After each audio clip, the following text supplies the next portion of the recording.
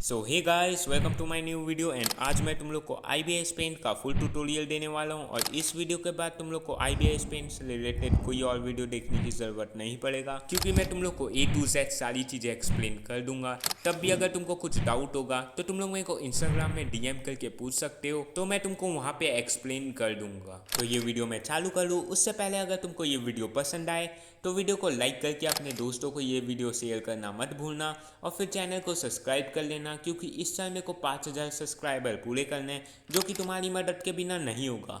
और अगर तुमको इंस्टाग्राम चलाते हो तो मेरे को इंस्टाग्राम में जाके फॉलो करना मत भूलना। अब वीडियो को चालू करते हैं बिना किसी देरी के। तो तुम लोग जैसे ही IBS पेंट चालू करोगे तुम लोग को दो ऑप्शन देखने को मिलेगा, एक माई गैलरी और एक ऑनलाइन गैलरी। तो तुम लोग को माई गैलरी को क्लिक कर देना है। तो तुम जैसे ही माई गैलरी में क्लिक करोगे वैसे ही तुम्हारा गैलरी खुल जाएगा, जिसमें तुम्हारे सारे बनाए हुए प्रोजेक्ट होंगे। तो तुम देख सकते हो कि मेरी गैलरी में 4 प्रोजेक्ट है, पर जब तुम चालू करोगे तब तुम्हारी गैलरी में 0 प्रोजेक्ट होंगे, क्योंकि तब तुम लोग एक भी प्रोजेक्ट नहीं बना रखे होगे। तो मैं तुमको न्यू प्रोजेक्ट बनाना सिखाऊं उससे पहले मैं तुमको बताता हूँ कि ऊपर की तरफ 2 बटन है, उनका काम क्या है। तो सबसे पहला जो बटन है वो है बैक बटन। तुम जैसे ही बैक बटन क्लिक करोगे तुम लोग बैक चले जाओगे तुम्हारी पिछली स्क्रीन में। पर तुम जैसे ही वहाँ पे आगे आओगे तो तुम लोग को साइड में एक और बटन देखने को मिल रहा होगा, वो है सिलेक्ट बटन। तुम जैसे ही उसको सिलेक्ट करोगे तो उससे तुम प्रोजेक्ट को सिलेक्ट करके डिलीट कर सकते हो, या फिर तुम उनका फाइल बना सकते हो। जैसे मैंने मांगा का अलग से फाइल बना रखा है। तो तुम लोग को नीचे की तरफ 6 बटन दिखाई देने होंगे। वो 6 बटन तभी काम करेंगे जब तुम कोई प्रोजेक्ट को खोल के रखोगे। तो मैं तुम लोग को ये बताता हूँ कि ये 6 बटन काम क्या करते हैं। तो जो हमारा पहला बटन है वो है एडिट बटन। तो तुम जैसे ही एडिट बटन के ऊपर क्लिक करोगे तुम फाइल के अंदर चले जाओगे और अपने एनिमेशन को बनाना कंटिन्यू कर सकते हो। और अगर तुमको फाइल से बाहर आना है तो तुम लोग को वहीं पे नीचे की तरफ एक एरो दिख रहा होगा। तुम उसके ऊपर जैसे ही क्लिक करोगे तो तुम लोग को बैक टू माई गैलरी करके ऑप्शन दिख रहा होगा। तो तुम उसके ऊपर क्लिक करोगे तो तुम लोग फाइल से बाहर आ जाओगे। अब तुमको एडिट के बगल में 3 डॉट दिख रहे होंगे। तुम जैसे ही 3 डॉट के ऊपर क्लिक करोगे तो सबसे पहले जो बटन होगा वो तुमको दिखेगा डिलीट का बटन। अगर तुमको फाइल डिलीट करना है तो तुम उसको प्रेस करके भी यहाँ से डिलीट कर सकते हो। और उसी के नीचे में तुमको दिखेगा फाइल को डुप्लीकेट करने का बटन। तुम यहाँ से उसको डुप्लीकेट कर सकते हो और वो फाइल तुम्हारा डुप्लीकेट हो जाएगा। तो मैं तुमको इसको डिलीट करके दिखा देता हूँ। तो तुम लोग को डुप्लीकेट के नीचे में सेव इमेज करके ऑप्शन दिखेगा। तुम उसके ऊपर जैसे ही क्लिक करोगे तो तुम्हारा जो प्रोजेक्ट है उसका जो पहला इमेज है वो सेव हो जाएगा। पर अगर तुमको सारे इमेजेस को सेव करना है तो फिर तुमको फाइल के अंदर ही जाके सेव करना होगा। पर तुमको उनको कैसे सेव करना है वो मैं तुमको आगे बताऊंगा। तो सेव इमेज के नीचे में तुमको देखने को मिलेगा सेव एनिमेशन वीडियो करके। तो तुम जैसे ही इसको क्लिक करोगे तुमको FPS चेंज करने का ऑप्शन मिलेगा। तो यहाँ पे तुम हाईएस्ट 30 तक FPS बढ़ा सकते हो, और फिर नीचे अगर तुम ओके बटन दबाओगे तो तुम्हारा जो वीडियो होगा वो उतने FPS में सेव हो जाएगा। एंड अब तुमको इसके बगल में फाइल टाइप का ऑप्शन मिलेगा। तुम जैसे ही उसको क्लिक करोगे तो उसके अंदर तुम लोग को बहुत सारे ऑप्शंस देखने को मिलेंगे। इनसे तुम अपने वीडियो को सेव कर सकते हो। जैसे कि पहला है जो सेम इमेज सेव करने के लिए है, उसके नीचे में हम लोग एनिमेशन सेव कर सकते हैं, और इन सब की मदद से हम लोग अपना एनिमेशन को सेव कर सकते हैं। जैसे कि अगर तुम्हारे फ़ोन में क्लिप स्टूडियो डाउनलोड है तो इसमें तुम लोग क्लिप स्टूडियो में भी शेयर कर सकते हो। अब हम लोग को इसके बगल में मिलता है प्ले का ऑप्शन। तो इसमें हम लोग जैसे ही प्रेस करेंगे तो हमारा जो बना हुआ एनिमेशन है वो प्ले करने लगेगा। और अगर तुम्हारा प्रोजेक्ट एनिमेशन का प्रोजेक्ट नहीं है, तुम कोई डिजिटल ड्राइंग बना रहे हो, तो तुम जब प्ले का बटन प्रेस करोगे वहाँ पे तो तुमको वहाँ पे पूरा टाइम लैप दिखने को मिलेगा तुम्हारे आर्टवर्क का, जो तुमने उस टाइम बनाया होगा अपने उस प्रोजेक्ट में। तो इसके बगल में तुमको आई बटन देखने को मिलेगा। जैसे ही तुम आई बटन को क्लिक करोगे तुमको इन्फॉर्मेशन मिल जाएगा जो भी इस आर्टवर्क से रिलेटेड होगा। जैसे कि इस फाइल का साइज क्या है, ये कितना स्टोरेज ले रहा है, या फिर इसका बर्थ डेट यानी कि ये फाइल कब बना था और आखिरी टाइम कब खुला था। ये सारी चीजें तुमको पता चल जाएगा शुरुआत में ही। पर अगर तुम थोड़ा सा स्क्रॉल करोगे तो तुमको नीचे की तरफ टाइम लैप देखने को मिलेगा, जिससे तुम पूरे अपने आर्टवर्क को बनते हुए देख सकते हो। और अगर तुम्हारा एनिमेशन वाला फाइल है तो फिर तुम यहीं से आके आर्टवर्क का टाइम लैप देख सकते हो। पर तुमको अब आई बटन के बगल में एक प्लस का ऑप्शन दिखेगा, उससे तुम अपने लिए एक न्यू प्रोजेक्ट बना सकते हो। तो जैसे ही तुम प्लस के बटन को दबाओगे तुम लोग को ऊपर की तरफ ही बहुत सारे ऑप्शन देखने को मिलेंगे। तो जो हमारा सबसे पहला ऑप्शन है वो है फोल्डर का। उससे तुम एक फोल्डर बना सकते हो, पर वो प्रीमियम है। तो अगर तुम्हारे पास मोड ऑप्शन नहीं है, तुम नॉर्मल IBS पेंट चलाते हो तो तुम उसको यूज नहीं कर पाओगे। तो तुम ऐसे फोल्डर बना के अपने प्रोजेक्ट को इसके अंदर रख सकते हो। पर अभी इसको डिलीट कर देते हैं। पर हम लोग वापिस से प्लस बटन को दबाते हैं और फिर हम लोग जाएंगे इंपोर्ट पिक्चर में, जो कि सेकंड नंबर में। हम लोग जैसे ही उसमें टच करेंगे तो हम लोग गैलरी में चले जाएंगे। हम लोग को एक फोटो सिलेक्ट करना है जो भी हम लोग को IBS पेंट में डालना है। पर अभी तक तुमको ये समझ नहीं आया होगा कि इंपोर्ट पिक्चर काम क्या करता है। तो कभी भी हम लोग को कोई इमेज को IBS पेंट में डालना रहता है, पर हम लोग को उसका साइज नहीं पता रहता है। तो साइज गलत ना हो जाए इसलिए हम लोग इंपोर्ट पिक्चर यूज करते हैं। तो जो फोटो है उसी का एग्जैक्ट साइज IBS पेंट में आ जाता है, तुम देख सकते हो। तो अगर तुमको इस प्रोजेक्ट से बाहर आना है तो साइड में एरो दिख रहा होगा, उसमें क्लिक करके बैक टू माई गैलरी करोगे तो तुम लोग बैक आ जाओगे वापस से। तो मैं इस फाइल को डिलीट कर देता हूँ जल्दी से। तो हम लोग जल्दी से प्लस बटन दबाते हैं और हम लोग को इंपोर्ट पिक्चर के नीचे में देखने को मिलेगा बहुत सारे फ्रेम्स जिसमें तुम डिजिटल ड्राइंग बना सकते हो। याद रखना एनिमेशन इसमें तुम नहीं बना सकते। तो तुम उसके भी नीचे देखोगे तो IBS पेंट तुमको 7 साइज रिकमेंड करेगा। तो अगर तुमको डिजिटल ड्राइंग बनाना है तो तुम लोग इनमें से कोई सा भी साइज अपने हिसाब से सिलेक्ट कर सकते हो, पर कोई ऐसा साइज है जो कि इसमें नहीं है और तुमको चाहिए तो ऊपर में तुमको ऑप्शन मिलेगा कि भाई तुमको कौन सा साइज चाहिए, तो तुम ऊपर में अपने हिसाब से साइज सिलेक्ट करके ओके कर सकते हो और वैसे ही तुम्हारा प्रोजेक्ट उस साइज में खुल जाएगा। तो अब तुम इसके भी नीचे आओगे तो तुमको मांगा बनाने के ऑप्शन मिलेगा। अगर तुम मांगा बनाना चाहते हो तो यहाँ पे तुमको बहुत सारे साइज रिकमेंड करेंगे जैसे कि A4, A5, B4 और B5। पर अगर तुमको कोई और साइज चाहिए तो नीचे की तरफ तुमको ऑप्शन मिलेगा, तुम अपना मनपसंद साइज यहाँ से ले सकते हो। तो मांगा बनाने के बाद हम लोग को मिलता है एनिमेशन बनाने का ऑप्शन। तो एनिमेशन बनाने के लिए हम लोग को 3 फ्रेम साइज मिलते हैं, पर अगर तुमको कोई और फ्रेम साइज चाहिए तो नीचे में तुम सिलेक्ट कर सकते हो, पर तुमको इसके लिए प्रीमियम लेना होगा। और अगर तुम प्रीमियम नहीं ले रहे हो इसका मतलब तुम घपला करके चला रहे हो, जैसे कि मैं। पर तुम जैसे इन तीनों ऑप्शन में से किसी एक में क्लिक करोगे तो तुम्हारा एनिमेशन प्रोजेक्ट खुल जाएगा। पर पूरा चालू होने से पहले तुमको यहाँ पे दिखेगा FPS सिलेक्ट करने का ऑप्शन। तो यहाँ पे तुम हाईएस्ट 30 तक FPS कर सकते हो और लोएस्ट 1 तक। तो मैं तुमको बोलूंगा कि 14 FPS सिलेक्ट कर लेना ताकि तुमको एनिमेशन बनाने में कुछ इतना दिक्कत ना हो और एनिमेशन स्मूथ भी बने। पर अगर तुमको जानना है कि एनिमेशन बनाने के लिए बेस्ट एक्सरसाइज कौन सा है तो मैंने अपने चैनल में एक वीडियो डाल रखा है, तुम जाके देख सकते हो। पर इस वीडियो को पूरा एंड तक देखने के बाद तो अब तुम देख सकते हो कि हमारा IBS पेंट में न्यू प्रोजेक्ट फाइल खुल चुका है। तो मैं तुमको एकदम बेसिक से सिखाना चालू करता हूं। तो तुम लोग नीचे की तरफ देखोगे तो तुम लोग को सबसे पहले एक बटन दिखेगा, उससे तुम रबर को पेंसिल में कन्वर्ट कर सकते हो या फिर पेंसिल को रबर से। तो सेकंड नंबर में तुमको देखने को मिलेगा पेंसिल। अगर तुम पेंसिल के ऊपर क्लिक करोगे तो तुम्हारे सामने एक टूल बॉक्स खुल जाएगा। तो तुमको इसमें 15 टूल्स देखने को मिलेंगे इंक्लूडिंग इरेजर और पेंसिल। पर अगर मैं सच बताऊं एनिमेशन बनाने के लिए इसमें से खाली 11 टूल्स काम में आएंगे। बट इसका मतलब ये नहीं है कि वो 4 टूल्स खराब है, उसका डिफरेंट यूज है, जैसे कि डिजिटल आर्ट बनाने में या फिर मांगा बनाने में। तो मैं इन सारे टूल्स को तुमको थोड़ी देर बाद एक्सप्लेन करूंगा, याद रखना मैं इसी वीडियो में एक्सप्लेन करूंगा। तो अब हम लोग पहुंचते हैं अपने तीसरे बटन में जो कि है ब्रशेस, मतलब कि इसमें बहुत तरीके के ब्रश है। या अब तुम लोग तो समझ ही गए होंगे, पर मैं तुम लोग को पहले एक स्प्रे ब्रश यूज करके दिखाता हूं। तो तुम लोग इसी चीज से अंदाजा लगा सकते हो कि इसमें कितने ब्रशेस होंगे, कि स्प्रे ब्रश के 3-4 वेरिएंट है। तो तुम लोग जैसे जैसे स्क्रॉल करते जाओगे तुम लोग को और भी ब्रशेस देखने को मिलेंगे। तो अब तुम लोग को इसके बगल में देखने को मिलेगा कलर बार। तो इसमें तुम लोग कलर सिलेक्ट कर सकते हो। तो तुम लोग इस चीज से अलग अलग कलर वेरिएशन बना सकते हो और अगर तुम्हारा स्किल अच्छा हुआ कलर करने का तो इससे तुम लोग बहुत अच्छा कलर कर सकते हो। पर अब हम लोग पहुंचते हैं अपने तीसरे बटन में। जैसे ही तुम इस एरो को दबाओगे तुम लोग की जो स्क्रीन है वो थोड़ी ज्यादा बड़ी हो जाएगी। हाँ, ये थोड़ी ज्यादा बड़ी नहीं हुई है, बस जहाँ पे बटन थे उनकी ऑपेसिटी बहुत ज्यादा ही कम हो गया है। तो अगर तुम ध्यान से देखोगे तो तुमको बटन देखने को मिल जाएंगे। तो मैं तुमको ये बताना भूल गया कि ये पेंसिल के ऊपर जो 2 ऑप्शन दिखा रहे हैं वो क्या है। तो ये जो पहला ऑप्शन है इससे हम लोग पेंसिल के साइज को कंट्रोल कर सकते हैं और ये जो दूसरा ऑप्शन है उससे हम लोग पेंसिल की ऑपेसिटी को कंट्रोल कर सकते हैं। तो तुम देख सकते हो कि मैं पेंसिल की ऑपेसिटी को कम कर दिया हूँ और अभी बढ़ा दिया हूँ, तो कैसा डिफरेंस देखने को मिल रहा है। तो अब तुमको इसके बगल में लेयर्स का ऑप्शन देखने मिलेगा, पर मैं लेयर्स के ऑप्शन को बाद में एक्सप्लेन करूंगा क्योंकि उसमें बहुत सारी चीजें हैं बताने को, पर मैं इस वीडियो में जरूर बताऊंगा, तो वीडियो को एंड तक देखना। तो अब तुमको नीचे की तरफ लास्ट ऑप्शन देखने को मिल रहा होगा जो कि है एक और एरो, पर वो इस बार लेफ्ट साइड फेस कर रखा है। पर इसका काम क्या है, ये तुम लोग के लिए IBS पेंट की सेटिंग खोल सकता है, ये तुम लोग के लिए इमेज को सेव कर सकता है और यहीं से तुम लोग एक एक इमेज को सेव कर सकते हो। फिर ये तुम लोग के लिए एनिमेशन वीडियो को सेव कर सकता है और फिर यहीं से तुम फाइल से बाहर जा सकते हो। तो इसलिए one of the best button है पूरे IBS पेंट की हिस्ट्री में। तो अगर तुम लोग को मैं डिटेल से एक्सप्लेन करूँ तो सबसे पहले जो सेटिंग है उसको मैं एक्सप्लेन नहीं करूंगा क्योंकि वो बहुत ज़्यादा ही बड़ा है और मैंने उसको नहीं सीखा है एंड मेरे को उसके ज़्यादातर चीज़ों के बारे में पता भी नहीं है। तो मैं उसके सेकंड नंबर में पहुंचता हूँ जो कि है सेव इमेज। तो सेव इमेज जैसे ही तुम छूओगे तो सबसे पहले तुम लोग को देखने को मिलेगा फाइल टाइप, तो उसको तुम PNG में ही रहने देना। और अगर तुमको फोटो को ट्रांसपेरेंट करना है, मतलब कि बैकग्राउंड नहीं चाहिए, तो उसके नीचे में तुमको ट्रांसपेरेंट बटन देखने को मिलेगा। अगर ट्रांसपेरेंट नहीं चाहिए तो उसको बंद नहीं रहने देना और अगर चाहिए तो वो बटन ऑन कर देना और फिर नीचे ओके बटन दबा देना, तुम्हारा फोटो सेव हो जाएगा। तो अब सेव इमेज से आगे बढ़ते हैं और उसके नीचे में तुमको देखने को मिलेगा सेव एनिमेशन वीडियो। तो तुम जैसे ही इसके ऊपर क्लिक करोगे तुम लोग को FPS कंट्रोल करने का ऑप्शन मिल जाएगा, मतलब कि तुमको कितने FPS में वीडियो को इंपोर्ट करना है। मैं तो इसको 14 ही रहने देता हूँ, तुम लोग की मर्जी, तुम लोग को कितने में रखना है। तो इसके नीचे तुम लोग को वाटरमार्क का ऑप्शन दिखेगा। अगर तुम पेड चला रहे हो तो यहाँ पे ये ऑप्शन ऑन ऑफ कर सकते हो, पर अगर तुम ये पेड नहीं चला रहे हो, फ्री में चला रहे हो, तो फिर ये ऑप्शन ऑन ही रहेगा और फिर तुम्हारे सारे वीडियो में IBS पेंट का वाटरमार्क आ जाएगा। पर तुम लोग को ये वीडियो सेव कैसे करना है, तुम लोग को जैसे ही नीचे ओके बटन दिखेगा उस ओके बटन को प्रेस कर देना और तुम लोग का वीडियो सेव हो जाएगा।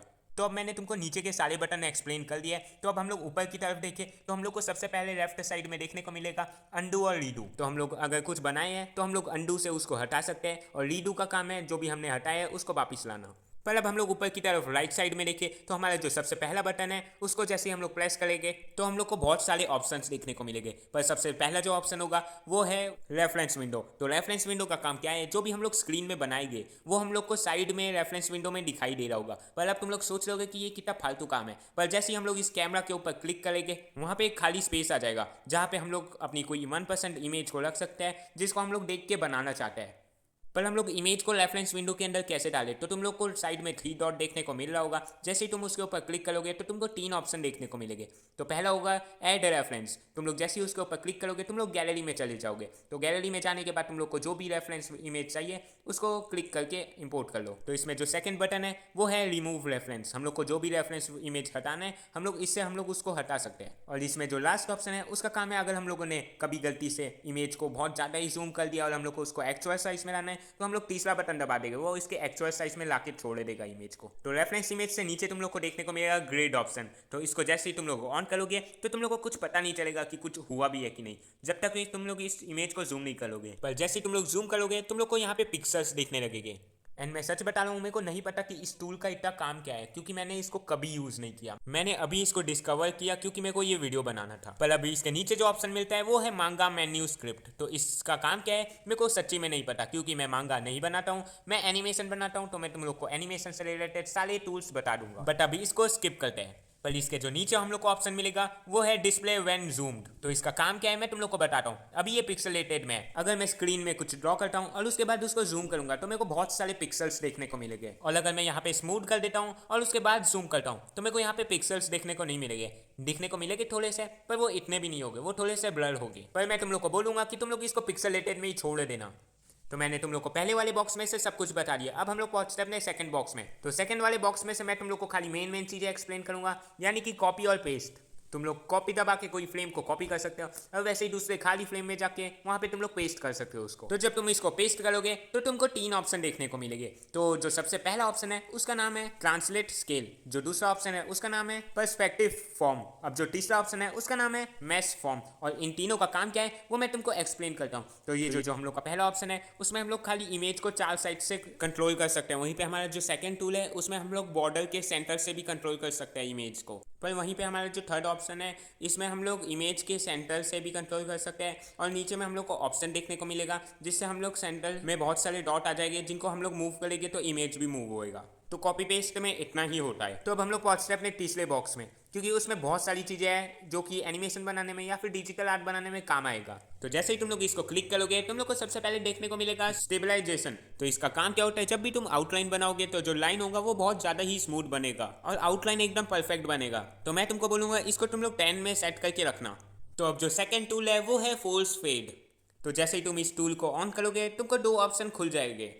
पहला तो होगा लेंथ ऑफ स्टार्ट, दूसरा होगा लेंथ ऑफ एंड। इससे क्या होगा कि तुम्हारा जो ब्रश होगा उसका स्टार्ट और एंड बहुत ज़्यादा शार्प हो जाएगा और तुम यहाँ से उसको कंट्रोल कर सकते हो। और ये चीज़ याद रखना कि ये वाला टूल खाली इन ब्रश में काम करेगा, इसके अलावा ये और ब्रश में काम नहीं करेगा। तो आउटलाइन इस ब्रश से बना लेना। अब हम लोग पहुँचते हैं दूसरे टूल में जो कि है मेथड। अब तुम जैसे ही मेथड में देखोगे तो तुमको 2 ऑप्शन देखने को मिलेगा। पहला तो होगा रियल टाइम, दूसरा होगा आफ्टर। तो अगर तुम रियल टाइम में सिलेक्ट करके ड्रॉ करोगे तो जैसे ही तुम आउटलाइन बनाओगे वैसा का वैसा बनेगा। पर जैसे ही तुम आफ्टर सिलेक्ट करके आउटलाइन बनाओगे तुम जैसे ही फिंगर हटाओगे वो थोड़ा सा चेंज हो जाएगा आउटलाइन। तो अभी इसके नीचे में तुमको देखने को मिलेगा ड्रॉ टूल। तो तुमको इसमें टोटल 7 टूल्स देखने को मिलेंगे जिनमें से है लाइन, स्क्वायर और सर्कल। तो तुम देख सकते हो कि मैंने इसको कैसे सिलेक्ट किया और फिर जैसे ही मैं इसको कुछ ड्रॉ करूंगा तो तुम देख सकते हो कि लाइन बन जा रहा है। और ऐसे ही सारे टूल्स में काम करेगा। जहाँ पे तुम पेन रखोगे उधर से जैसे ही लाइन खींचोगे जो शेप सिलेक्ट कर रखे वो सेम बन जाएगा। पर इसमें जो आखिरी के 2 टूल है वो बहुत ज़्यादा ही काम के, अगर तुमको आउटलाइन बनाना नहीं आता है तो मैं जैसे ही लास्ट सेकंड टूल को सिलेक्ट करता हूँ तुम देख सकते हो कि मैं लाइन खींच रहा हूँ और वो लाइन सेव नहीं हो रहा है, लेकिन मैं उसमें अभी भी चेंजेस कर सकता हूँ। और फिर जैसे ही पूरा चेंज हो जाएगा मैं टिक दबाऊंगा और आउटलाइन कंप्लीट। पर जैसे ही इसमें मैं कहीं पे डॉट मार रहा हूँ और वहाँ पे आउटलाइन कर्व हो जा रहा है, इसके सेकंड वाले में ऐसा नहीं होता है, वो बहुत ज़्यादा ही शार्प लाइन बनाएगा और वो एकदम स्ट्रेट जाएगा, वो कहीं से बैंड नहीं होएगा। तो अब तुम दोनों टूल्स को ट्राई कर लेना और जिसमें तुमको मजा आए तुम उसको यूज कर लेना। तो तुम लोग इसके बगल वाले सर्कल में टैप करोगे तो तुम लोग के सामने सर्कल और शेप्स आ जाएंगे और इसी के नीचे तुमको देखने को मिलेगा सिमेट्रिक रूलर। पर अगर हम लोग रूलर की बात करें तो रूलर में तुम लोग को देखने को मिलेगा स्केल। पहले जैसे लाइन खींचा था, अभी तुम वैसे लाइन नहीं खींच सकते हो। अगर तुमको वर्टिकल लाइन खींचना है तो तुमको स्केल को भी वर्टिकल रखना होगा, और अगर तुमको हॉरिजॉन्टल लाइन खींचना है तो तुमको स्केल को भी हॉरिजॉन्टल रखना होगा। और ऐसे ही तुम कंट्रोल करके लाइन खींच सकते हो स्केल से किसी भी डायरेक्शन में। और अगर तुम आप सर्कल में जाओगे तो सर्कल में आप तुम सिलेक्ट कर सकते हो कि कहाँ पे तुमको सर्कल बनाना है, और साइड में तुमको एक डॉट दिख रहा होगा, उससे तुम सर्कल को कंट्रोल कर सकते हो कि सर्कल को कितना बड़ा रखना है या फिर कितना छोटा रखना है। और सेंटर वाले पॉइंट से तुम उसको कंट्रोल कर सकते हो कि उसको कहाँ ले जाना है तुमको। तो अब अगले में तुमको ओवरशेप देखने को मिलेगा। तो तुम नोटिस करोगे कि ओवरशेप में 3 डॉट है, जैसे कि सर्कल में 2 डॉट थे। तो इसमें ऑफकोर्स सेंटर वाले से हम लोग इसके पोजीशन को सेट कर सकते हैं, और जो साइड में 2 सर्कल है उससे हम लोग उसको छोटा बड़ा कर सकते हैं, जैसे कि तुम देख रहे हो। पर इसके बाद तुमको देखने को मिलेगा रेडियस। पर मैं सच बताऊं, मुझे ये नहीं पता कि रेडियस का काम क्या है, पर तुम चिंता मत करो क्योंकि गूगल एग्जिस्ट करता है। Google Music. In IBIS PaintX, the radial ruler is a tool that allows you to create radial lines, often used in manga for effects like speed lines or emphasizing movement. To use it, select the radial ruler from the ruler tool, then drag to position its center. You can adjust the line's appearance by customizing its start and end lengths, and using the force fade setting for a more polished look. तो Google की वजह से तुम्हें पता चल चुका है कि रेडियस क्या काम करता है। पर अब हम लोग पहुंचते हैं अपने सिमेट्रिक रूलर में। तो सिमेट्रिक रूलर में तुमको टोटल 5 टूल्स देखने को मिलेंगे, एंड मैं तुमको एक्सप्लेन करता हूँ। तो जैसे ही तुम पहले वाले को छुओगे तो तुमको एक हॉरिजॉन्टल लाइन देखने को मिलेगा, पर तुम उसको वर्टिकल भी कर सकते हो, नीचे में तुमको ऑप्शन मिलेगा। तो अब तुम लोग उसको पहले वर्टिकल कर लो। अब जैसे ही तुम राइट साइड में या लेफ्ट साइड में कहीं पे भी कुछ ड्रॉ करोगे वो दूसरे साइड अपने आप बन जाएगा। तो अब इसके बाद जो टूल है वो भी एकदम सेम ही काम करता है, पर उसमें 3-4 साइड है, जैसे कि तुम देख सकते हो। अब यहाँ पे कुछ भी ड्रॉ करूंगा तो वो हर एक साइड में ड्रॉ होते जाएगा। पर मैं तुमको टिप देना चाहूंगा, अगर तुम्हारा फोन थोड़ा लैग करता है तो गलती से भी तुम इसका मैक्स डिवीजन को मत कर देना। तुम देख सकते हो मैं अभी खुद 36 कर दिया हूं, और मैं गलती से भी स्क्रीन में अभी एक लाइन खींच दिया तो मेरा फोन 2 मिनट के लिए लैग हो जाएगा, पूरा स्क्रीन एकदम काम नहीं करेगा। एंड ये मेरा एक्सपीरियंस है, इसलिए मैं तुम लोग को एडवाइस दे रहा हूँ। अब वो तुम्हारी मर्जी है, तुम्हारा फोन अगर आईफोन है तो तुम कर सकते हो, पर तुम्हारा कौन सा फोन है तुम लोग मेरे को कमेंट में बता सकते हो। पर अब ये जो 3 बचे हैं इनके बारे में मेरे को अच्छे से नहीं पता है, तो मैं तुमको मिस इन्फॉर्मेशन नहीं देना चाहूंगा। और अगर तब भी तुमको जानना है तो तुम लोग गूगल में सर्च करके देख सकते हो। अब ऊपर साइड में सिर्फ आखिरी का ऑप्शन बचा है जो कि है मटेरियल ऑप्शन। तुम जैसे ही उसको क्लिक करोगे तुम लोग को अंदर की तरफ बहुत सारे मटेरियल्स मिल जाएंगे, पर अगर इनमें से बहुत ज्यादा तुम्हारे जो काम आएगा वो है सेकंड नंबर वाला। जैसे ही तुम उसको क्लिक करोगे तो तुमको अंदर की तरफ बहुत सारे बॉडी फिगर्स देखने को मिलेंगे, जिनको तुम अपने एनिमेटेड कैरेक्टर को बनाने के लिए यूज कर सकते हो। तो तुमको बहुत सारे बॉडी फिगर मिलेंगे, जैसे कि मैंने ये वाला टच कर दिया और तुम देख सकते हो कि मैं सीधा स्क्रीन में आ गया हूं। तो मैं पहले उसका साइज एडजस्ट करूंगा, उसके बाद टिक दबा दूंगा तो वो सेव हो जाएगा। और ऐसे ही मैं बहुत सारे बॉडी फिगर्स एक ही फ्रेम में रख सकता हूँ। तो अब ऊपर की तरफ तुमको बैक जाने का ऑप्शन मिलेगा। तुम जैसे ही उसको क्लिक करोगे तो जो तीसरे नंबर में जो ऑप्शन है, तुम जैसे ही उसको क्लिक करोगे तो उसमें तुम लोग को बहुत सारे हेयर स्टाइल देखने को मिलेंगे।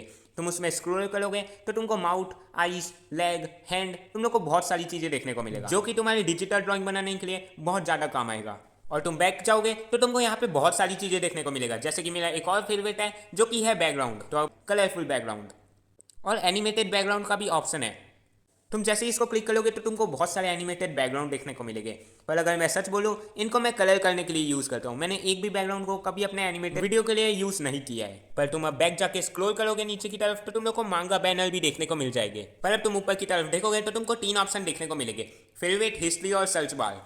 तो तुम फेवरेट छुओगे तो तुमको वहाँ पे कुछ नहीं देखने को मिलेगा, क्योंकि तुमने अभी तक फेवरेट अपना चूज किया ही नहीं है। तो तुम लोग इमेजेस को देखोगे तो ऊपर की तरफ तुमको स्टार देखने को मिलेगा। तुम स्टार को दबाओगे तो स्टार येलो हो जाएगा, यानी कि वो तुम्हारे फेवरेट लिस्ट में आ चुका है। और अगर तुमको उस इमेज को फेवरेट लिस्ट से हटाना है तो वापिस से स्टार के ऊपर क्लिक कर दो, वो हट जाएगा। अब इसके बगल में मिलेगा तुमको हिस्ट्री।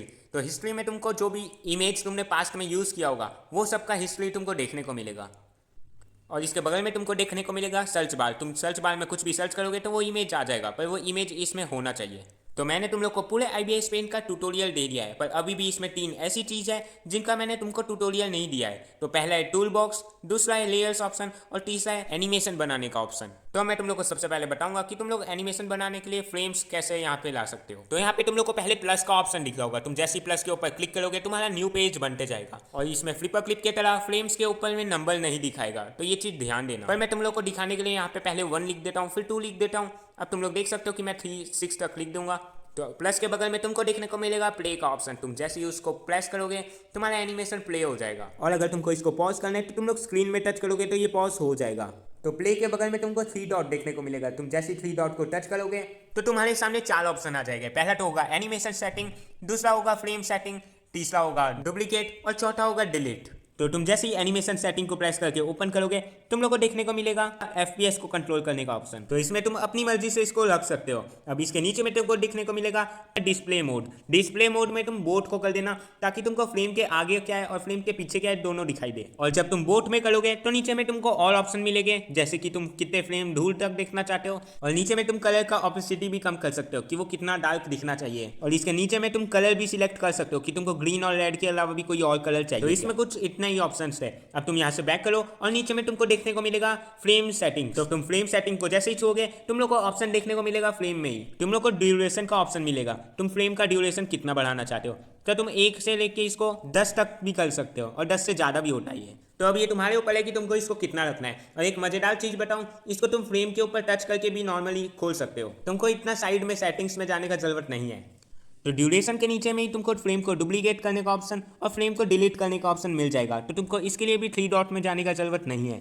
तो मैं तुमको सारे टूल बॉक्स के टूल्स को एक्सप्लेन कर देता हूं। तुम जैसे ही टूल बॉक्स को ओपन करोगे तुम लोग को बहुत सारे टूल्स देखने को मिलेंगे, पर मैं तुमको खाली मेन जो तुम्हारी काम आएगा वो एक्सप्लेन करूंगा। जैसे कि हमारा सबसे पहला टूल है मैजिक वॉन्ड। तो मेरे को इसको एक्सप्लेन करने के लिए पहले एक स्क्वायर बनाना होगा। तो मेरे को मैजिक वॉन्ड से स्क्वायर को सिलेक्ट कर लेना है। अब तुम देखोगे कि स्क्वायर के आसपास एक लाइन घूम रही है। तो अब अगर तुम कुछ भी ड्रॉ करोगे जैसे कि तुम देख रहे हो तो ये खाली स्क्वायर के अंदर ही बनेगा। स्क्वायर के बाहर जितना भी होगा वो अपने आप डिलीट हो जाएगा। तो अब तुमको इसको हटाना है तो तुमको साइड में एक बटन मिलेगा रिमूव सिलेक्शन। अब तुम जैसे इसको प्रेस करोगे तो ये पूरा हट जाएगा। पर अब मैजिक वॉन्ड के बगल में तुमको देखने को मिलेगा लेसो टूल। और अगर तुमको कोई इमेज को कहीं पे शिफ्ट करना है तो वो काम भी इस टूल की मदद से हो जाएगा। और इसकी लाइन को भी तुमको रिमूव सिलेक्शन करके ही हटाना होगा। तो अब लेसो टूल के बाद तुमको देखने को मिलेगा फिल्टर बटन या उसके लोगो में FX बना हुआ होगा।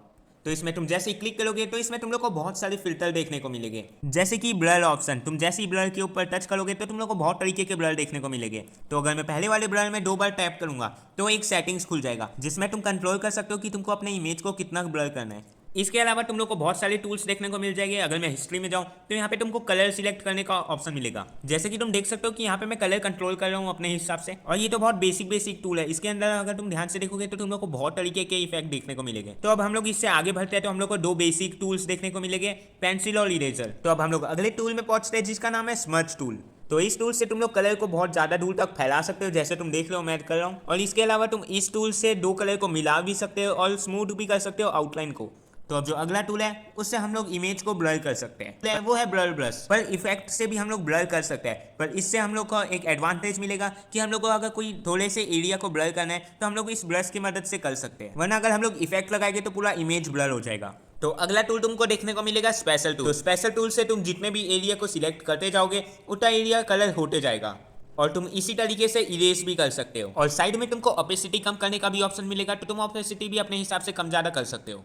तो अब जो हमारा अगला टूल है वो है बकेट टूल। तो जैसे कि मेरे को इसके अंदर कलर करना है तो मैं रेड कलर चूज करता हूँ और रेड कलर कर देता हूँ। और मेरे को बाहर में ब्लू कलर करना है तो ब्लू कलर कर देता हूँ। तो सभी ऐप में नॉर्मल बकेट टूल से ऐसे ही कलर होता है। तो यहाँ पे तुमको एक एक्स्ट्रा ऑप्शन देखने को मिलेगा जो कि है इरेजर। जैसे कि मेरे को अंदर से रेड कलर हटाना है तो मैं इरेजर वाले ऑप्शन को सिलेक्ट करूंगा और जहाँ पे रेड वाली जगह को टच करूंगा तो रेड कलर हट जाएगा और वैसे ही मैं ब्लू कलर भी हटा देता हूँ। तो इस तरीके से तुम कोई से भी कलर को हटा सकते हो। तो इसके बगल में तुमको देखने को मिलेगा सेटिंग का ऑप्शन। जैसे ही तुम उसमें क्लिक करोगे तुमको देखने को मिलेगा स्ट्रेंथ ऑप्शन और उसी के नीचे में तुमको देखने को मिलेगा एक्सपेंशन ऑप्शन। तो जब हम लोग बकेट टूल यूज करते हैं तो साइड में डॉट डॉट जगह खाली रह जाता है। तो अगर हम लोग सेटिंग्स में जाके इनको थोड़ा सा बढ़ा देंगे तो वो डॉट गायब हो जाएंगे। और अगर तुमको रीसेट करना है तो ऊपर रीसेट का बटन है, तुम उसको प्रेस करके एकदम उसको रीसेट कर सकते हो। तो बकेट टूल के बाद तुमको देखने को मिलेगा टेक्स्ट टूल। तो टेक्स्ट टूल में तुम कुछ भी टाइप कर सकते हो, अपना नाम, अपने चैनल का नाम, और उसके बाद अपने हिसाब से उसको कस्टमाइज कर सकते हो। जैसे कि फॉन्ट चेंज कर सकते हो, उसका साइज बढ़ा सकते हो, उसका कलर चेंज कर सकते हो या फिर उसके बॉर्डर का कलर चेंज कर सकते हो। पर इसके बाद जो तुमको टूल देखने को मिलेगा उससे तुम मांगा का डिवाइडर बना सकते हो। टूल का नाम है फ्रेम डिवाइडर। तो तुम जैसे इसको टूल को टच करोगे तो तुमको फ्रेम में ऐड फ्रेम करने बोलेगा। तो तुम फ्रेम का नाम कुछ भी लिख देना, फिर तुम स्क्रीन में लाइन खींचोगे तो वहां पे एक फ्रेम बनते जाएगा। जैसे मैंने मांगा का एक पूरा पैनल बना दिया है। तो इस तरीके से तुम मांगा बना सकते हो अपना। तो अब हम लोग अपने अगले टूल में पहुंचते हैं जो कि है आई ड्रॉपर। तो आई ड्रॉपर का काम होता है कि हम लोग को अगर स्क्रीन में से कोई कलर पिक करना है तो हम लोग उसके ऊपर आई ड्रॉपर से वो कलर को बकेट में ले सकते हैं। और जिस एरिया में कलर है उस एरिया में अगर तुम प्रेस करके रखोगे तो वो अपने आप कलर पिक कर लेगा, तो तुमको इतना मेहनत करने का जरूरत नहीं है। तो अब मैंने तुमको सारे टूल्स को एक्सप्लेन कर दिया है जो इंपॉर्टेंट है, पर इनमें से कुछ टूल्स है जिनको मैंने एक्सप्लेन नहीं किया है क्योंकि उनके बारे में मेरे को भी इतना पता नहीं है, और कुछ टूल है जो इंपॉर्टेंट नहीं है। तो मैं लेयर ऑप्शन तुमको एक्सप्लेन करने वाला हूँ कि तुम न्यू लेयर कैसे बना सकते हो और जो भी लेयर्स के ऑप्शन है। तो अगर तुम ये वीडियो को यहाँ तक देख रहे हो तो चैनल को सब्सक्राइब करके वीडियो को लाइक कर देना, क्योंकि इतना बड़ा वीडियो मैंने आज तक नहीं बनाया था, पर कमेंट आया था कि IBIS पेंट तुम लोग को सीखना है, तो मैंने पूरा डिटेल से वीडियो बनाया है। तो इस चीज़ के लिए वीडियो को लाइक कर दो और इंस्टाग्राम का लिंक डिस्क्रिप्शन में, उधर भी जाके फॉलो कर लेना। तुम जैसे ही लेयर्स के ऑप्शन में क्लिक करोगे तुम लोग को इतने सारे लेयर्स के टूल्स देखने को मिलेंगे और सेंटर में जितने भी तुम्हारे लेयर्स होंगे वो देखने को मिलेंगे। जैसे कि मैं लेयर 1 में 1 लिख देता हूँ, लेयर 2 में 2 लिख देता हूँ, लेयर 3 में 3 लिख देता हूँ। अब ये सब अलग अलग लेयर में है। तो मैंने न्यू लेयर कैसे बनाया है, यहाँ पे ऐड न्यू लेयर करके ऑप्शन दिखेगा, मतलब कि प्लस बना हुआ होगा, तो तुम उसको जितने बार क्लिक करोगे उतना तुम्हारा लेयर आता जाएगा और इसमें कोई लिमिट नहीं है, तुम कितना भी लेयर बना सकते हो। पर अब तुमको ऐड लेयर के बगल में जो ऑप्शन है उसके बारे में बताता हूँ। जैसे ही तुम उसको क्लिक करोगे तो तुम लोग को सबसे पहले देखने को मिलेगा ऐड फोल्डर। तुम जैसे ही ऐड फोल्डर को क्लिक करोगे तुम लोग के लिए एक फोल्डर बन जाएगा जिसमें तुम अपने सारे फोल्डर्स को रख सकते हो कुछ इस तरीके से। अब तुम सारी इमेज को एक ही फोल्डर के अंदर रख लेना और उसके बाद वो जगह भी कम लेगा और फिर सबको तुम एक साथ कंट्रोल भी कर सकते हो। और अगर तुमको फोल्डर में से लेयर्स निकालना है तो फिर जैसे तुमने डाला था वैसे ही निकाल सकते हो और फिर तुम फोल्डर डिलीट भी कर सकते हो। तो ऐड फोल्डर के नीचे तुमको देखने को मिलेगा ऐड वेक्टर लेयर। तो वेक्टर लेयर का काम क्या होता है, अब अगर मैं वेक्टर लेयर में कुछ आउटलाइन बनाऊं और फिर उसको जूम कर दूं तो वो एकदम नॉर्मल रहेगा जैसे मैंने उसको बनाया है, पर वही मैं नॉर्मल लेयर में अगर आउटलाइन बना के जूम कर दूं तो वो बहुत ज्यादा ही पिक्सेलेटेड हो जाएगा और वेक्टर लेयर में पिक्सेलेटेड नहीं होगा। तुम स्क्रीन में डिफरेंस देख सकते हो। अब ऐड वेक्टर लेयर के नीचे तुमको ऑप्शन देखने को मिलेगा ऐड एडजस्टमेंट लेयर। इसके लोगो में तुमको FX देखने को मिलेगा। यहाँ पे FX को क्लिक करता हूँ तो यहाँ पे मेरे वही गैलरी खुल जाएगा जहाँ पे मेरे को बहुत सारे इफेक्ट देखने को मिलेगा। अब मैं यहाँ पे कलरफुल वाला इफेक्ट वापस से चूज कर लेता हूँ। अब तुम देख सकते हो कि यहाँ पे बहुत सारे डिफरेंट कलर है। अब मैं जैसे कि कोई सा भी कलर यहाँ पे चूज कर लेता हूँ। अब जैसे ही तुम ग्रीन टिक दबाओगे तो तुम्हें देखने को मिलेगा जो इफेक्ट है, यानी कि जो कलरफुल बैकग्राउंड है वो एक न्यू लेयर में आ चुका है। और वहीं पे अगर हम लोग टूल बॉक्स वाले FX से हम लोग अगर इफेक्ट लगाएंगे तो वो उसी लेयर के ऊपर लगेगा। पर अब FX के नीचे तुमको देखने को मिलेगा डुप्लीकेट लेयर। तो अब इसके नाम से ही तुम लोग को पता चल गया होगा कि हम लोग इससे लेयर्स को डुप्लीकेट कर सकते हैं कितने बार भी, और डुप्लीकेट करने के बाद इसके ऑफिशियल वाले को अगर तुम डिलीट भी कर दोगे तो कुछ प्रॉब्लम नहीं होगा। अब डुप्लीकेट के नीचे तुमको देखने को मिलेगा ऐड लेयर फ्रॉम कैनवास। तो इस टूल से तुम क्या कर सकते हो, जैसे 1 2 3 अलग अलग लेयर है। अब तुम जैसे ही इसमें क्लिक करोगे तुम देखोगे जो न्यू लेयर बना है वो एकदम स्क्रीन में जितना इमेजेस दिखाई दे रहा है वो सारी इमेज उस लेयर के अंदर है और उसके बाकी के लेयर भी एग्जिस्ट करेंगे, मतलब कि जैसे 1 2 3 अलग अलग लेयर है पर इस वाले लेयर में 1 2 3 एक साथ आ चुका है, तो इससे तुम्हारे बाकी के लेयर्स को भी कुछ नुकसान नहीं होगा। तो अब तुमको बाहर में कैमरा का ऑप्शन देखने को मिलेगा। कैमरा को जैसे तुम क्लिक करोगे तो तुम अपने गैलरी में पहुंच जाओगे और तुमको जो भी इमेज IBIS पेंट के अंदर डालना है तुम इधर से सिलेक्ट करके डाल सकते हो। पर ये चीज याद रखना कि एक बार में खाली एक इमेज इंपोर्ट कर सकते हो। अब तुम लेयर्स में जाओगे तो तुम लोग को राइट साइड में बहुत सारे टूल्स देखने को मिलेंगे। तो अगर तुम इस बटन को क्लिक करोगे तो तुम्हारा जो इमेज होगा वो रोटेट हो जाएगा और फिर अगर तुमको वापस से नॉर्मल करना है तो तुम लोग उसको वापस से दबाना, इमेज नॉर्मल हो जाएगा और यहाँ से तुम साइड से भी रोटेट कर सकते हो। और अगर तुमको इमेज को कंट्रोल करना है तो तुमको नीचे की तरफ ये बटन देखने को मिलेगा। तुम इसको जैसे ही प्रेस करोगे तो तुम इमेज को कंट्रोल कर सकते हो, जैसे कि तुमको अगर छोटा करना है या फिर इमेज को थोड़ा बड़ा करना है। इसके अलावा जो बाकी के ऑप्शन है मैंने तुमको बता चुका है इसके बारे में। अब मैं तुमको एक मजेदार चीज बताता हूँ जो तुम्हारे बहुत काम आएगा। अगर तुम कभी आउटलाइन बनाते हो और आउटलाइन गलत कलर का बन जाता है, जैसे कि हल्का लाइट ग्रे, और तुमको उसको पूरा ब्लैक करना है या फिर कोई और कलर करना है, तो तुम लोग को आउटलाइन वाले लेयर के ऊपर एक और लेयर बनाना है और उसको क्लिप कर देना है नीचे वाले लेयर से। और याद रखना कि आउटलाइन वाले लेयर के ऊपर होना चाहिए क्लिप किया हुआ लेयर। अब तुम लोग को आउटलाइन वाले लेयर के ऊपर वाले लेयर में जाना है और फिर यहाँ पे अपने मनपसंद कलर को कर देना है। जैसे कि मैं यहाँ पे ब्लू कलर कर देता हूँ ताकि तुमको देखने में और समझने में आसानी हो।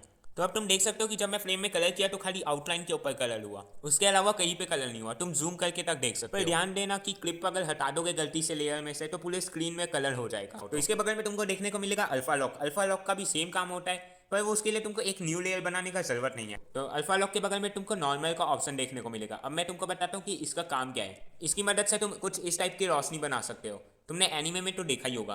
तो उसके लिए पहले मैं एक बैकग्राउंड में चले जाता हूँ, जैसे कि ये वाला बैकग्राउंड सही होगा इसके लिए। अब मैं एक येलो कलर लूंगा और एक स्प्रे ब्रश लूंगा। उसके बाद मैं एक न्यू लेयर बनाऊंगा जो कि एग्जैक्ट इस इमेज के ऊपर होना चाहिए और उसके बाद जिधर साइड में को रोशनी बनाना है उधर मैं स्प्रे ब्रश से कलर कर दूंगा। उसके बाद तुमको जाना है लेयर्स के ऑप्शन में। उसके बाद तुमको यहाँ पे नॉर्मल के बटन को जैसे ही टच करोगे तो तुम लोग के सामने बहुत सारे ऑप्शन आ जाएंगे, जिसमें से थोड़ा सा स्क्रॉल करने के बाद तुमको ऐड का ऑप्शन देखने को मिलेगा। तो फिर उसको तुम क्लिक करोगे तो तुम्हारे लेयर में वो चीज लग जाएगा। अगर तुम फ्रेम में नोटिस करोगे तो तुम्हारा जो येलो कलर का हिस्सा था वो बहुत ज्यादा ग्लो कर रहा है। तो जिस लेयर में रोशनी मैं उस लेयर को सिलेक्ट करूंगा और थोड़ा सा साइड कर दूंगा बड़ा करके। तो अब तुम देख सकते हो कि ये कितना परफेक्ट दिख रहा है, पर इसमें मैं थोड़ा सा शैडो बना देता हूँ। पर इन सब को छोड़ो, तुम वापस से जब लेयर में जाओगे तो वहाँ पे तुमको नॉर्मल की जगह ऐड लिखा हुआ होगा, क्योंकि तुमने उस चीज़ को सिलेक्ट कर रखा है। अब तुम उधर जाओगे तो तुम लोग को बहुत तरीके के इफेक्ट देखने को मिलेंगे, जिनको तुम एक एक करके खुद देख लेना, ताकि तुम लोग का एक्सपीरियंस भी हो अच्छा सा और तुम्हें यूज़ करना भी आ जाए। तो मैं तुमको एक और चीज़ बताता हूँ जो तुम्हारे बहुत काम आने वाले हैं। तुम ऐसा कभी ना कभी हुआ होगा कि तुम कोई चीज़ बनाते हो और जिसको तुमको ग्रीन स्क्रीन में इंपोर्ट करना है, जैसे कि माउथ एनिमेशन। पर अगर कभी बहुत बड़ा सीन तुम बनाए हो जिसको तुमको ग्रीन स्क्रीन में निकालना है, तो तुम हर एक फ्रेम में जाके न्यू लेयर बनाओगे और उसमें ग्रीन कलर करोगे। पर जो तरीका मैं बताऊंगा उससे तुम लोग इस चीज़ को बहुत ज़्यादा आसानी से कर लोगे। तो अब तुमको जाने लेयर्स के ऑप्शन में, तुम नीचे की तरफ देखोगे तो तुमको 4 अलग अलग फ्रेम देखने को मिलेंगे। तो पहले वाले के ऊपर जब तुम क्लिक करोगे, जो व्हाइट है एकदम, तो तुमको वहाँ पे कलर बार सिलेक्ट करने का मौका मिलेगा। वहाँ से तुम कोई सा भी कलर ले सकते हो, पर मैं अभी ग्रीन लेना चाहता हूँ तो मैं ग्रीन के ऊपर कर लेता हूँ। तो अब तुम देख सकते हो कि मेरा जो फ्रेम है उसका कलर भी ग्रीन हो चुका है। और अब तुम इस वीडियो को इंपोर्ट कर लो, तुम्हारा ग्रीन बैकग्राउंड तैयार है। और ऐसा नहीं है कि ये खाली एक ही लेयर में होगा, ये सारे फ्रेम में हो चुका है। और इसमें बहुत तरीके के बैकग्राउंड है, जैसे कि ये ब्लैक वाला। इसमें अगर तुम कभी व्हाइट चीज़ से कुछ बना रहे हो तो तुम ये वाला बैकग्राउंड ले लेना, ताकि तुमको दिखे कि भाई व्हाइट चीज़ कहाँ बना रहा हूँ मैं। तो अब मैं इस वीडियो को इंपोर्ट कर लेता हूँ, क्योंकि बहुत मेहनत से ये वीडियो बनाए। तो अब ये वीडियो खत्म हो चुका है। और अगर तुमको ये वीडियो पसंद आया तो, और अगर तुम ये वीडियो यहाँ तक देख लो, इसका मतलब तुम मेरे असली सब्सक्राइबर हो, क्योंकि आधी घंटे की वीडियो कौन देखता है। पर अगर तुम यहाँ तक देख रहे हो और तुम मेरे चैनल को सब्सक्राइब नहीं कर रखे हो, तो वीडियो को लाइक करके चैनल को सब्सक्राइब कर लेना, क्योंकि मैं ऐसी मज़ेदार वीडियो बनाता रहता हूँ। और मुझे पता है कि भाई इस वीडियो की वॉइस क्वालिटी थोड़ी सी ज़्यादा ही ख़राब हो जाती है बीच बीच में, क्योंकि मैंने कभी इतना बड़ा वीडियो बनाया ही नहीं है। मेरा सबसे हाईएस्ट जो अभी चैनल में वीडियो है इसके अलावा, वो है 11 मिनट का, जिसको मैं बहुत टाइम पहले बनाया था। पर अब मैं इस वीडियो में बोल रहा हूँ, इस वीडियो के बाद जितने भी वीडियोस आएंगे, मैं अपनी तरफ से 100% दूंगा कि उस वीडियो का वॉइस क्वालिटी बहुत अच्छा हो। तो अगर तुमको इस वीडियो से कुछ भी सीखने को मिला है तो कमेंट करके मेरे को बता देना। और एक और चीज़, जो भी मैंने इस वीडियो में तुमको बताया है, वो जब तक तुम खुद ट्राई नहीं करोगे तब तक तुम एनिमेशन नहीं बना पाओगे। तो अब मिलते हैं अगले वीडियो में, तब तक के लिए बाय बाय।